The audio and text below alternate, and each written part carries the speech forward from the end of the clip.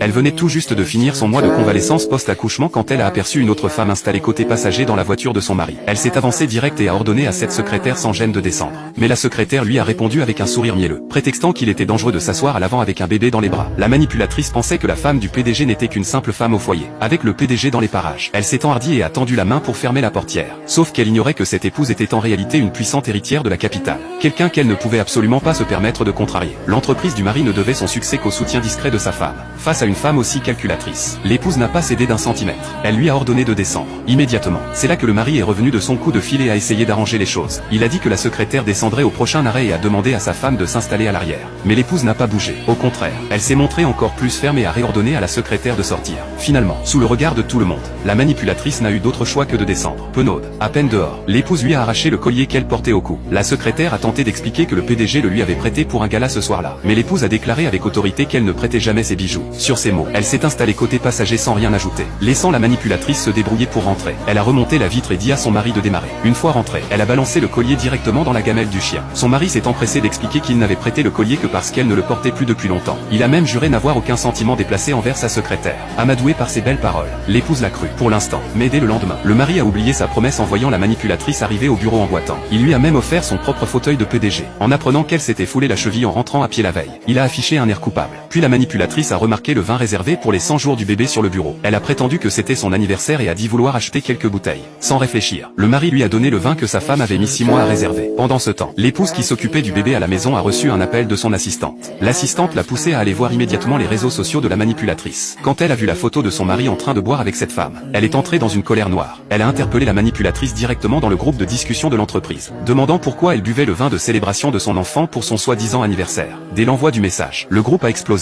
Mais elle n'était pas satisfaite. Alors elle s'est rendue directement à l'entreprise, sachant qu'elle avait tort. La manipulatrice s'est agenouillée et s'est giflée devant tout le monde. Mais son vrai but, c'était de faire du théâtre devant le PDG. Le mari s'est avancé, a pris la main de sa femme et lui a dit de ne pas en faire toute une histoire. Il a dit que ce n'était que 2 bouteilles de vin et que la secrétaire pourrait les rembourser si nécessaire. À ce moment-là, tous les employés ont pris le parti de la manipulatrice, persuadés que l'épouse exagérait. Sauf qu'ils ignoraient que ces 2 bouteilles valaient 6 millions d'euros. Et en plus, elle avait passé 6 mois à user de ses relations pour les obtenir, puisque la manipulatrice proposait de les payer. L'épouse n'a eu d'autre choix que de lui montrer la facture de 6 millions d'euros. La manipulatrice a blêmi en voyant le prix. Elle ne pourrait jamais payer une telle somme. À court d'options, elle s'est tournée vers le PDG pour qu'il l'aide. Mais même lui ne pouvait réunir une telle somme. Il n'a eu d'autre choix que de l'accompagner pour s'excuser humblement auprès de sa femme. Il a prétendu avoir trop bu et avoir pris la photo sans réfléchir, et a supplié sa femme d'épargner la secrétaire. En invoquant leur cette année de mariage, l'épouse a finalement accepté de lui donner une dernière chance. Mais elle a refusé que la manipulatrice reste dans l'entreprise. Le lendemain, elle a envoyé son assistante licencier la manipulatrice sur le champ. Mais à ce moment-là, la manipulatrice a aperçu le PDG qui passait. Au lieu de s'énerver, elle a immédiatement joué la comédie. Elle a fait la pitoyable et s'est penchée pour ramasser la lettre de licenciement par terre. Comme prévu, le PDG a mordu à l'hameçon. En apprenant que sa secrétaire était renvoyée, il a reproché à sa femme d'être mesquine et étroite d'esprit. Puis sans hésiter, il a pris la main de la manipulatrice et a annoncé publiquement qu'à cause de l'abus d'autorité de sa femme, le poste de manager serait désormais confié à la manipulatrice. Dorénavant, tout changement de personnel nécessiterait son approbation. Après ça, il a emmené la manipulatrice directement chez lui.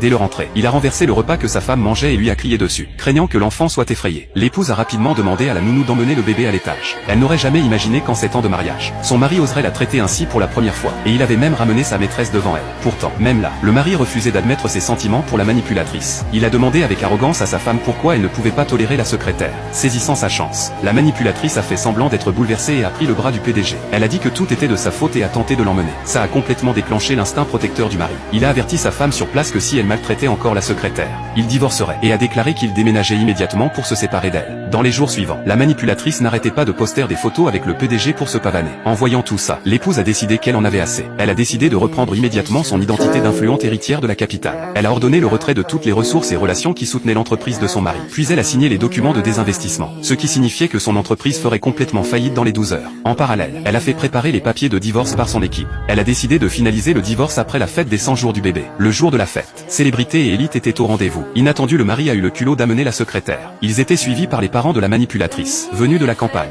Dès son arrivée, la mère a cherché anxieusement sa fille. En apprenant de la nounou que le mari tenait l'enfant, l'épouse a jeté un coup d'œil. Elle a vu la manipulatrice poser sa main sur la fontanelle du bébé. L'épouse lui a immédiatement crié d'arrêter, mais l'autre a fait semblant d'être surprise et a laissé tomber l'enfant accidentellement. Heureusement, l'épouse s'est précipitée et a rattrapé le bébé à temps. Elle a rapidement remis l'enfant à la nounou, puis elle s'est retournée et a giflé la manipulatrice. Même là, le mari l'a encore défendu, disant qu'elle trouvait juste le bébé mignon et n'était pas aussi maléfique que sa femme le prétendait. L'épouse avait initialement prévu de lui laisser un peu de dignité, mais son comportement l'a complètement déçue. Alors elle a exposé publiquement toute toutes les actions récentes du mari et de la manipulatrice. Instantanément, tous les invités se sont mis à murmurer, les traitant d'infidèles et de briseuses de ménage. Finalement, elle a décidé d'arrêter de cacher son identité d'influente héritière de la capitale. Elle était prête à faire payer le prix le plus lourd à ce couple misérable.